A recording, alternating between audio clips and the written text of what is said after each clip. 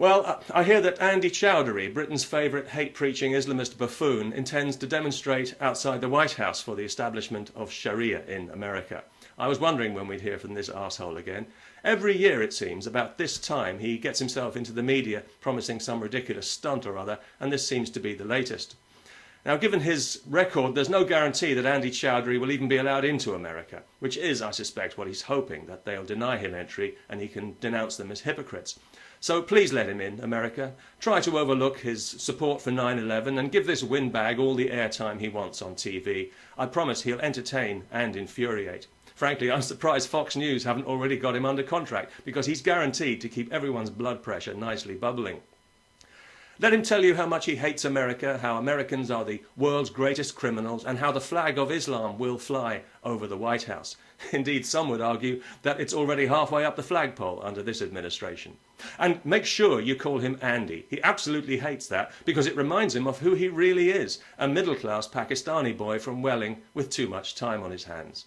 Oh, and just for the record, he's not an imam or any kind of authority on anything except scrounging benefit money from a state he claims to despise.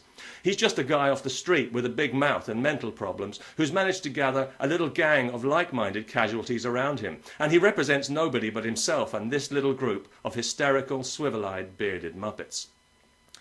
Here in Britain, Andy Choudary long ago transcended the status of mere laughingstock, thanks to a tabloid press that gleefully gives him all the coverage he wants, mainly because it's easier than journalism.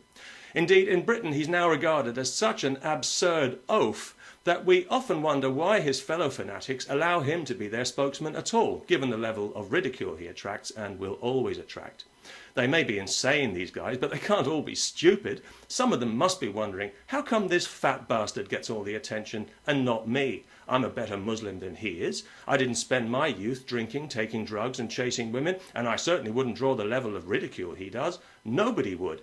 Yet his fat face is in the media all the time. He's being allowed to turn this into a personality cult, and he's making fools of all of us. And they'd be right, for once in their lives. Yes, Andy Choudary is undoubtedly a joke, but his message is no joke. His message is pure evil. It's anti-human, and if you believe in God, it's anti-God. He isn't just the poison face of Islam, this guy. He's the poison face of humanity, because he is a prime walking example of the damage religion can do to the human mind. To be fair to him, his fanaticism doesn't allow for subtlety. So unlike the stealth jihadis, he doesn't engage in taqiyya, saying one thing and meaning another. There's no talk of tolerance or harmony or community cohesion. He tells it like it is. You submit to Islam, end of story. He's honest enough to make it clear that Islam is not a religion of peace, but of submission, and that there are no halfway measures, no small print, no get-out clauses. You submit to a religion that puts its foot on your neck 5 times every day, and if you decide that's not to your taste and change your mind, the penalty is death. Any takers? Of course, if you're gay, the penalty is death anyway, and all that needs to be determined is whether you should be stoned or thrown from the top of a mountain. One for the scholars there.